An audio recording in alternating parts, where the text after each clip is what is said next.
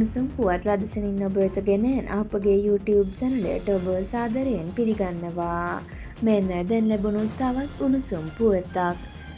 දිට්ටා සුළුකුණාටුව හේතුවෙන් දැඩි ලෙස විනාශ වූ ග්‍රාමීය මාර්ග ප්‍රතිසංස්කරණ කටයුතු සඳහා ඉන්දියාව විසින් තවත් බේලි පාලම් තොගයක් ශ්‍රී ලංකාවට නිල වශයෙන් භාර දී තිබේ.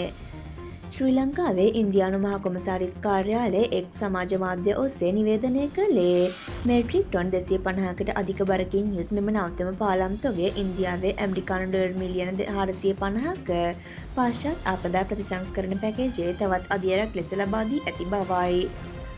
ශ්‍රී ලංකාවේ ඉන්දිය නියෝජ්‍ය මහ කොමසාරිස් මෛත්‍රී කේ මහතා විසින් මෙම පාලම් තොගය සමූපකාර සංවර්ධන නියෝජ්‍ය අමාත්‍ය උපාලි සමරසිංහ මහතා වෙත නිල වශයෙන් භාර දෙන ලදී.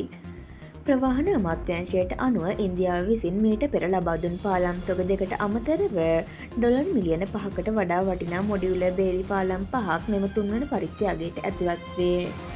මෙවන් උණුසුම් පුවත් ලදසනින් දැන ගැනීම සඳහා අපගේ YouTube චැනලය සබ්ස්ක්‍රයිබ් කර බෙල් අයිකනය ක්‍රියාත්මක කරන්න.